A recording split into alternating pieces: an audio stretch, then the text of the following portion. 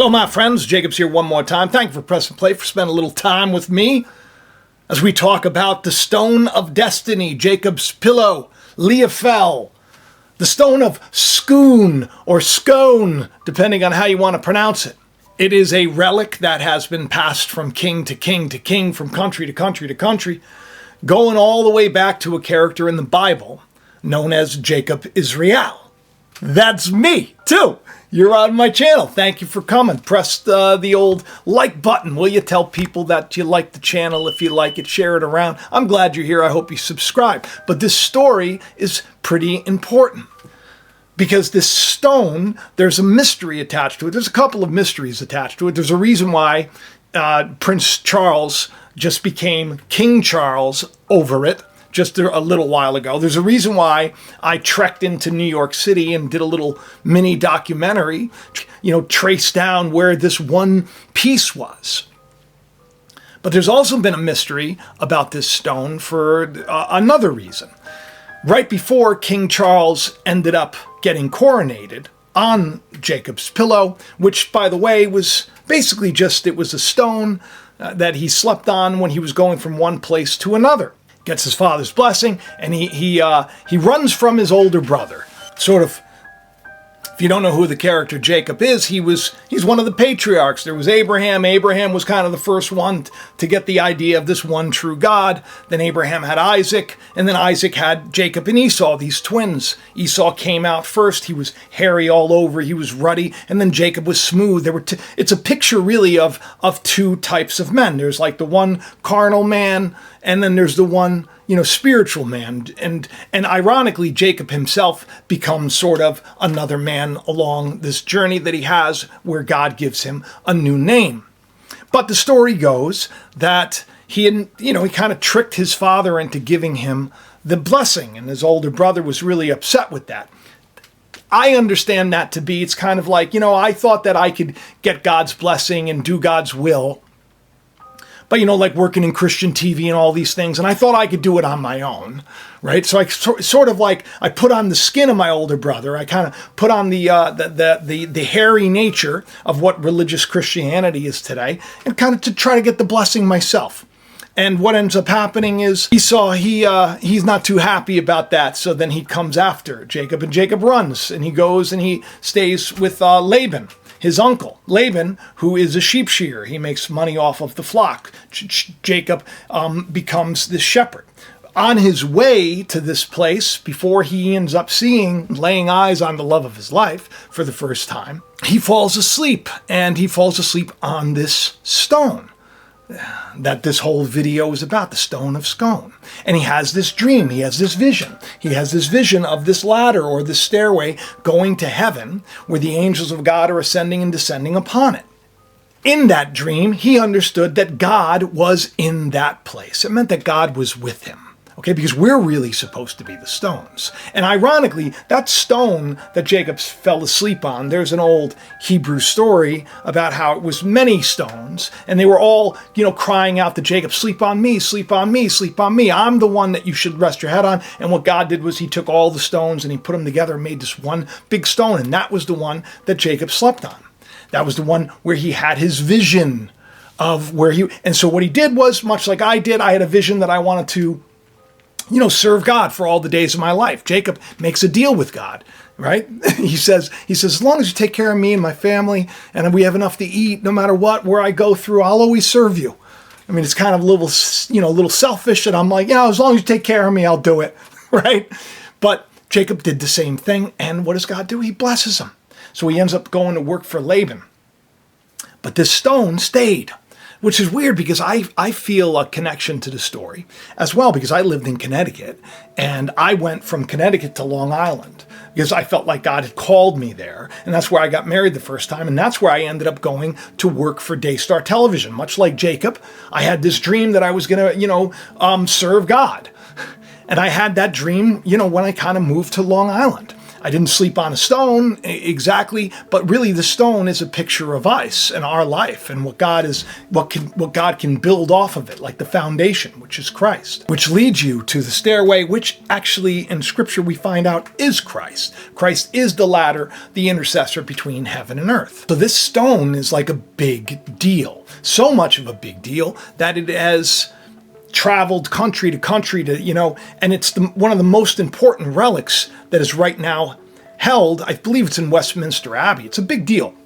I'm going to play a video for you that's going to explain everything because it's so important, and I feel so important today that I actually trekked in to try to find this missing piece.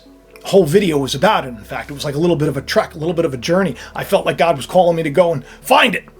Just like when I went to work for Daystar, I said, I really want to do my own thing. And that's when I started my YouTube channel. So here I'm working for Christian TV, much like Jacob is working for Laban. I'm a shepherd of the flock, much like Jacob was a shepherd of the flock. He thought that he was going to marry the love of his life, and he ended up kind of getting tricked into marrying somebody else. But still, I do find an interesting connection to the story. Still, this stone to this day, it's so super important that it's literally in the news right now. Why is it in the news? Well, because there's a mystery attached to it. This stone that's been probably, coronated King David back in the day, and many others, kings in Scotland, kings in England, and now the King Charles in England, which just took place. The stone, when they were preparing it for this, because the deal is worked out, of course, with Scotland, that anytime a king is crowned, that it could be used, and it's held with the crown jewels and everything else. And there's a huge mystery about it because at one point the stone was stolen by people. It was cracked in two, and for whatever reason, it was put back together, but there's some pieces missing. And that's the big news today. Because when they were getting it ready for King Charles's coronation, they found these Roman numerals, XXXV, 35. So at the time, I even covered it. People were saying, oh, maybe this dates back to that time. But what Professor Sally Foster, an archaeologist at Sterling University, just said, she says the Stone of Destiny is actually a 35-piece original sandstone. So it was like this one big thing, and it had 30 different 5 pieces. She thinks she figured it out. She thinks the markings were made by Robert Bertie Gray. That was the Scottish nationalist who was the stonemason who oversaw the repair of the Stone of Destiny after it was stolen and returned in 1951. Some people say that it's a fake. Some people say it's a forgery. But because there's like a mystery with this stone that the true owner, if the true owner touches it, the stones will cry out or something like that. But it's such a big deal. People put such faith in these relics. Meanwhile, the stones, you'd be surprised, it's our life. It's, like the stone that I slept on, the pillow that I slept on when I dreamed of being here today. This is the altar, this is the sacrifice that I gave. This is the monument that I built for the Lord, much like Jacob did back then. When he came to Long Island the first time, that's me, this Jacob. Right, he gave his life to God, and then he had to travel all the way to Texas, and he's working for Laban, and he's doing everything, and and he ends up getting divorced. That's what happened with me. I ended up with 2 wives, just like Jacob had 2 wives. It's an interesting story because I actually also wrestled an angel, which you'll find he ended up having to deal with the same thing.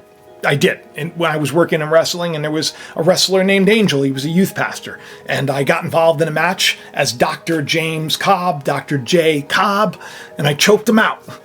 And then he ended up getting like a torn hamstring or something. Very interesting, the connection of all this.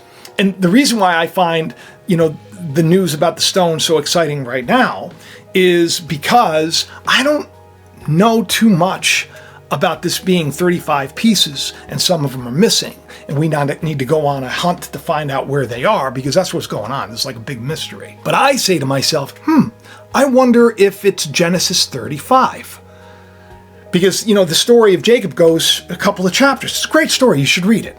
And it's ironic because his story and my story are it's almost like interlinked. It's insane. He was in Shechem, I was in Sachem. It's just very interesting, all of it, when I start to look at it. So I get so exciting when I hear news about this stone. In fact, this morning I put something up because what happens, here's the deal. So he goes to work for Laban, and while he's there, he puts these sticks, to basically breed the sheep in a certain way, because he made a deal. He says, you give me the speckled and the spotted, you give me the ones that you don't really want, because they're not as valuable as an all-white sheep or an all-white goat.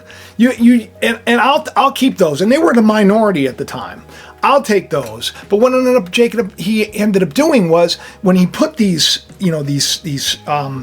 twin pieces of poplar in the wood in the stream, when the sheep and the goats and they came over to have sex, what happened? They would end up intermingling with each other. Then what he ended up doing was he started breeding it so that only the strong flock would become the speckled. And so he started to nourish and nurture the speckled flock to the point where their flock got so big, much like at one point, I think even right now, my YouTube channel is much bigger.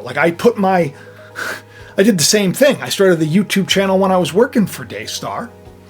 And then, it was like when I had to leave, when they were like, okay, it's time for you to go, and I left, they were upset.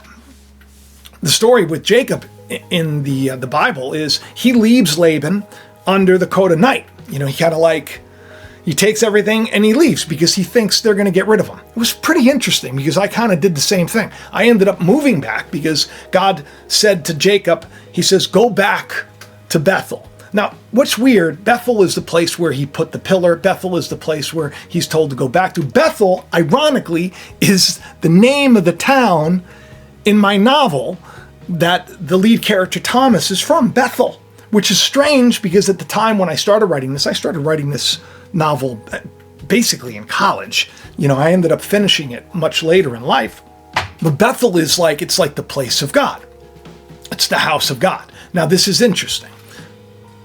There's a lot of talk about other stones. So Jacob ends up taking his family and everything, and he goes back to Bethel. Sort of like I ended up taking my family and I went back to Long Island. I got married and with the Dan, and now we built our our family and everything else. And there came a certain point where Laban was upset that Jacob had gone back to his hometown. He comes looking for him, much like Daystar did with me, and they were like, well, you got to go. If you're going to be in Long Island, not going to work for me. It's a whole other story. But along the way, what ends up happening is, Jacob didn't steal anybody from anybody. He felt like every sub he gained, every sheep, every goat that he ended up getting while he was building, what he was building, his stable, because he was tired of working for them. He wanted to serve God. So he ends up leaving with everything that was his under the cover of night. Nobody knew. But, his one of his wives took some of the idols, stole some stuff, which isn't good. Just kind of symbolically, it's kind of you leave, but still your soulish nature still hangs on to a couple of little things. So Laban comes and says, look, did anybody take anything? You leave. We were doing so well. And, the kids were upset because now Jacob had so many more, sheep and goats. And they're like, well, hang on. He got those from us, even though it was God that gave it to him. So what ends up happening is they make a deal. They make a pact that they're not going to mess with each other anymore. And how it goes is Jacob tells everybody, okay, everybody get a bunch of stones together, and everybody kind of comes in and puts all their stones together. So all these stones are here and they're eaten. And let me just read this to you because it's very interesting. So Jacob took a stone and set it up as a pillar. He said to his relatives, now you go gather some stones. Sort of like, I built this, and now I'm saying to you, I put this up, so I put my stone here. Now I'm saying to you, come on, gather up your stones. Let's get together. Let's get together. Let's eat. And that's what basically happens. So they took stones and they piled them into a heap, and then they ate there by the heap. Jacob took a stone, which is the Christ in him, by the way, because that's what the stone is, the rock of Christ. Then he said to all his family and friends, now gather up your stones. Now gather up your faith. Now gather up your life and bring them together in that one place. Now this is where it gets interesting. And we will call the name of that place Witnesses. How funny is that, right? That's interesting because, hey, we are, right? Are you a witness? Jesus wants us to be witnesses.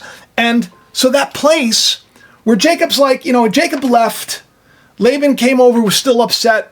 And, but Jacob had, he had gotten so many people to gather together, And Laban comes over and he sees the mess of the rocks. And he goes, by this, we're going to make a covenant. And if you do wrong by my daughters, because Jacob was married to his daughters, then God's going to be the judge. So what's interesting is, so Laban, by the way, who fleeced the flock, he made money off the flock, who cheated shepherds like Jacob, changed his wages like 10 times, didn't actually care for the flock, tricked Jacob into staying longer than Jacob wanted to. He wanted to leave, right? But he wouldn't let him leave. Saw this as a covenant, as a witness heap. Basically just a bunch of stones Jacob's people brought together in one place. He called it a witness heap. Now this is where it's different though. Where Jacob called it Galeed, which is the opposite of how Laban sees it. So like Laban sees it as like a witness heap, like a witness, like a mess. I witness a mess. But Jacob sees it a mess of witnesses, like a heap. You see the difference? Laban at the time was looking at Jacob alone, but Jacob wasn't. He was looking at everything that was brought together in that one place. So they called them two different things. Laban only saw it as Jacob's heap. Jacob saw it as a heap of witnesses. How crazy is that? I find it all interesting. So I think to myself, what if it's Genesis 35 and I go to it?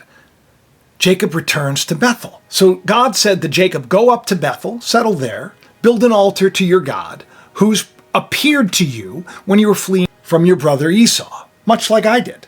Like, build an altar. There you go. You have an idea. You have a dream. You had that dream before you went to go work, right, for Laban. So he says, go back to Bethel to build this altar. And he says, so Jacob said to his household, to all that were with him, get rid of all your foreign gods. He's like, you guys got to get your house in order. We got to serve God. We got to do the right thing. And he gets to this place called Shechem, which is interesting because I moved to Sachem.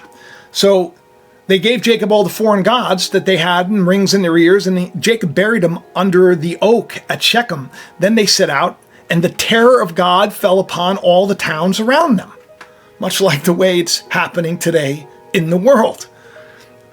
Jacob and all his people with him, they came to Luz, which is Bethel, in the land of Canaan, where he built the altar, and he called the place El Bethel, because it was there that God revealed himself from when he was fleeing from his brother. Much like I came back to Long Island, built this altar. When I first had the dream, when I left Connecticut in my past life to go to Long Island, it's just the whole story just seems so entwined with me. It's mind-blowing. It's just mind-blowing to me and like so encouraging to me. Because at that point in time, he's older in his life and he's a little more settled. He fears God a lot more than he used to, which is accurate for me as well.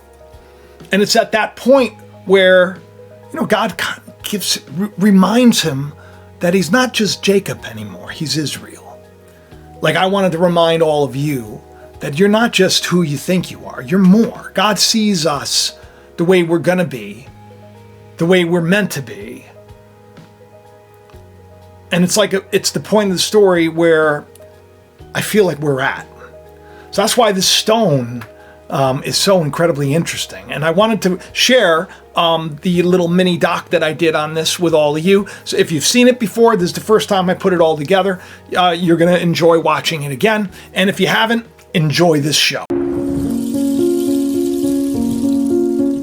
Christmas night, 1954, Scottish students broke into the Westminster Abbey, the spiritual heart of the Commonwealth, and stole its most precious relic. The thieves broke down the door to King Edward's chapel. They reached the coronation chair and took away the stone of destiny, which was there and had been for 700 years.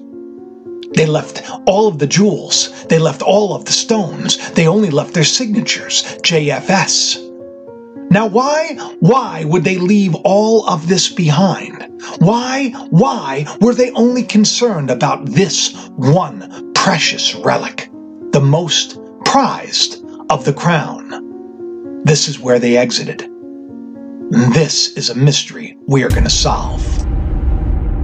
This stone that once rested under the patriarch Jacob's head was now sought after by incredibly important people. One of them Nicholas Roerich, a high-ranking Rosicrucian of the Rosicrucian Order, someone who's been nominated for the Nobel Peace Prize 3 times, who has a pact that is still standing with the United States government today, a man who, many believe, found and took a piece of that stone and hid it away. An Indiana Jones adventure for a stone that is about to crown a king.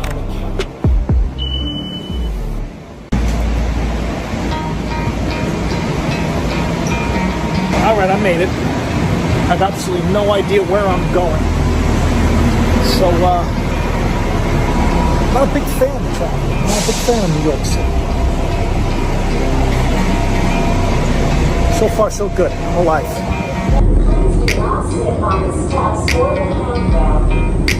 Please watch your step going on and off. Ladies, push cars and pull cars are not.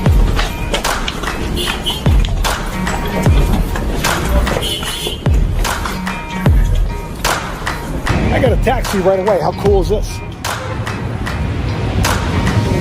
Hey, how are you? How you doing? You take credit cards, right? Now, I have to be honest. As I'm sitting in this taxi at this moment in time, I'm a little bit nervous because I haven't been into the city in a long time. I didn't really know where I was going.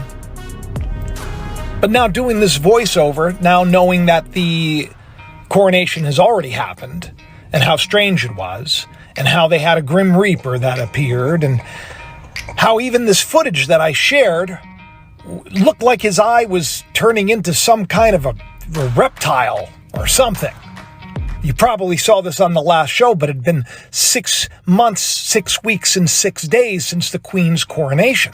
A lot of weird things. It seems indeed like there is something about this stone that needs to be found. I knew it had to happen when it happened. I knew I had to go when I was meant to go. But all I could think about right now was how badly I had to go to the bathroom. I mean, it was terrible. And the taxi driver, well, he did everything he could to get as much of a fare out of me as possible. And I almost peed my pants. But back to the story.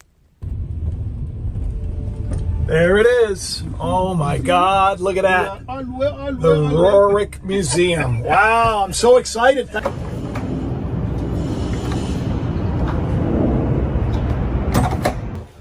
Thank you so much. Is it okay to film in here?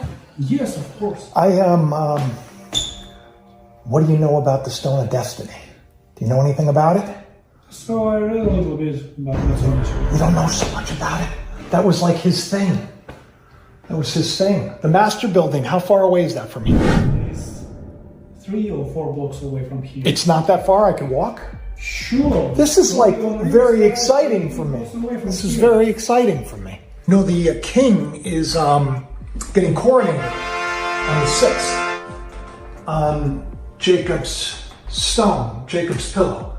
I'm Jacob, I have a YouTube channel, and I've talked about this man for years, and I never got here because I don't like traveling. I don't like traveling. I don't like long, you know. So I was at the gym and I was working out. I'm from Long Island, and I got in a car and went to the train, and now here I am. So do you mind if I look around? Of course. All right, great. He designed the pyramid on the dollar bill. Did you know that? Yeah, I heard. Yeah. I heard that. He was a mover and a shaker, Roerich. Is that how you pronounce his name? Yeah. All right. Thank you very much. This is so exciting for me. I'm looking for something in particular that is in here somewhere. Ooh, the last angel.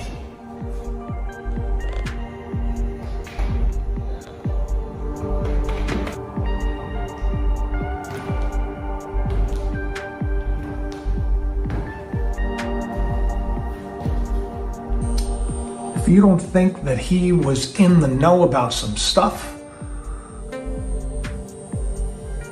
He's got it framed right here by order of the President of the United States.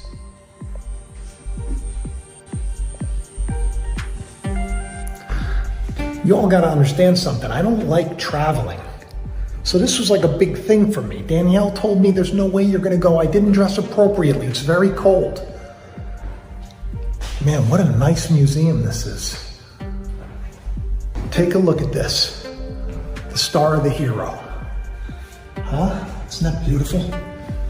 Seems like all of his work is very symbolic and very spiritual. There's the man right there. There he is.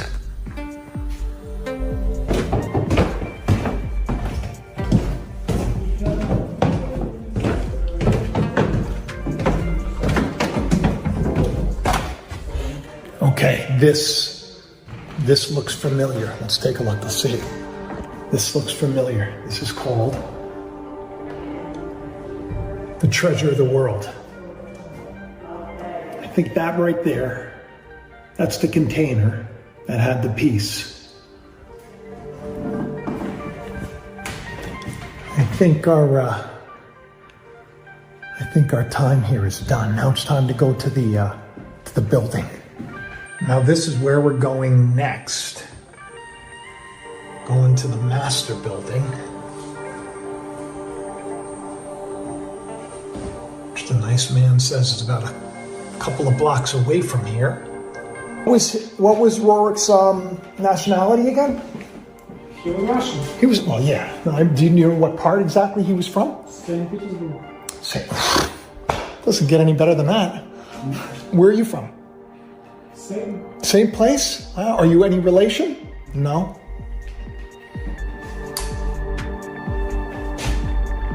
This is something else. Okay, now I got to go to the master building, the apartments. How do I get there?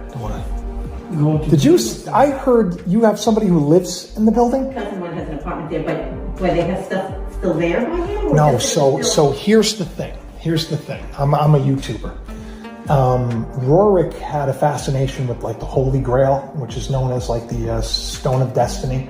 King Charles is about to be coronated on it. Researchers and historians, like a little treasure hunt, they think there's a piece of that stone that supposedly is going to be, that was built into the master building, in a specific corner of the master building.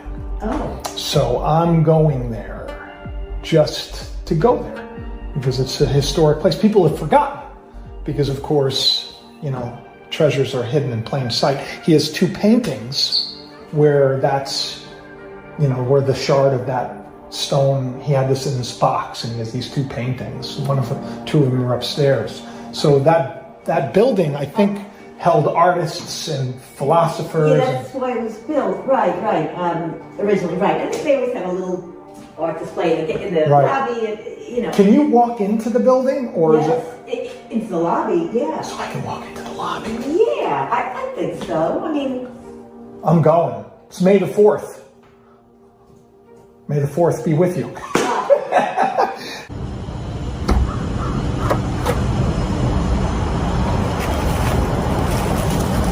Got a souvenir. Check this out.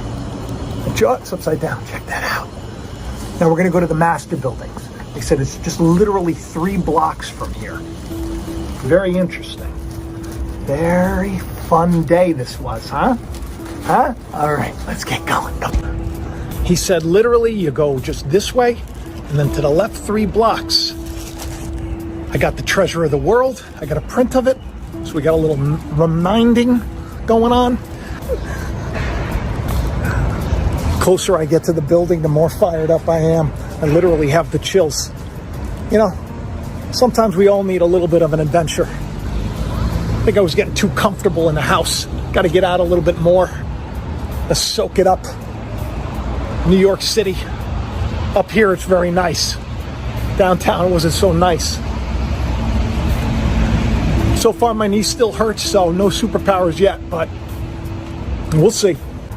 My wife said I would never do this. The Dan, she's gonna be eating some humble pie when I get home, baby. She couldn't believe it. You know, I just felt some rain, which is funny because I'm literally a block away. Storm clouds are gathering. You know me, I'm a storyteller. I like to tell stories. If it's just like, if there's a crack of lightning and there's a downpour when I get to the building, that'll be cool, but also stink at the same time. It's 3:10. This is 3:05. I miss it? I missed it. It's right here. I've touched it. Nothing's happening. So, sorry, Lance, no superpowers today. I don't know if this is where it is, but this is the picture. Interesting. We made it. Let's go inside. Looks like there's some construction going on. So, when they built this place, when they built this building, the master apartments, when they built this place, Einstein was there, Max Planck was there, when they laid the foundation. And here we are going inside. History, baby.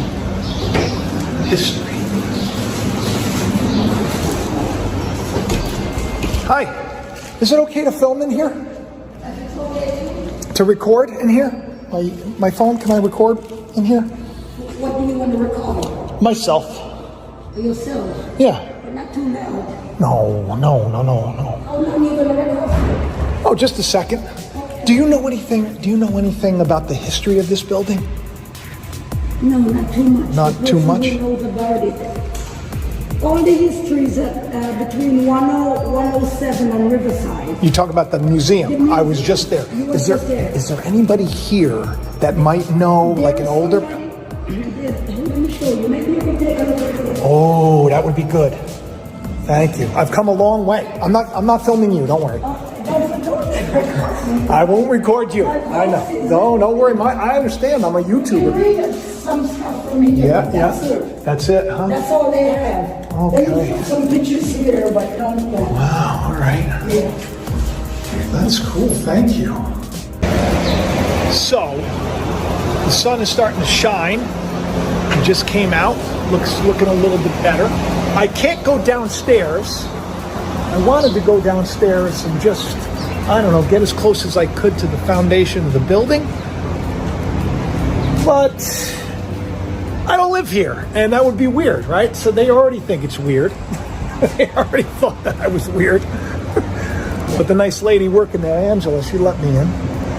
This was fun, you know. My knee still hurts. Would have been nice to get superpowers, but, you know, I wasn't really expecting that. I think that the treasure is actually the journey. You know, it reminds me of that poem that I wrote about the wise master and the student. And the student, you know, he says, "Hey, follow me. I'm going to show you. I'm going to show you. I'm going to show you where the secret treasure is."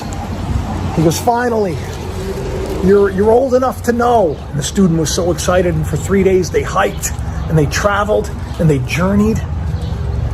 The journey was hard and it was long and he was hungry and they got hurt. It was terrible weather and they had to sleep out in the cold, and then they finally got there. And students like waiting for this great treasure, and he's like, "Hey, there it is." And he points to a dandelion, a weed by the master's feet. Just a little weed right next to his feet. The student was angry because he's like, "I traveled all the way to New York, all the way to New York City, when I had cleaning to do at the house, to come to a building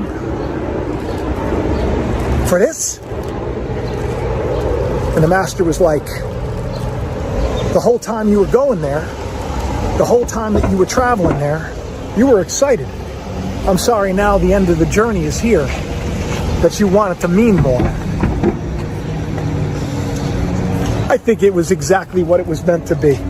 And I'm happy that I came. And I'm happy you all came with me. Thank you very much. So hit that like button, subscribe, share, and have the best day ever. I love you. I'll talk to you soon. Bye-bye. Write the book is all it took to set the future stage.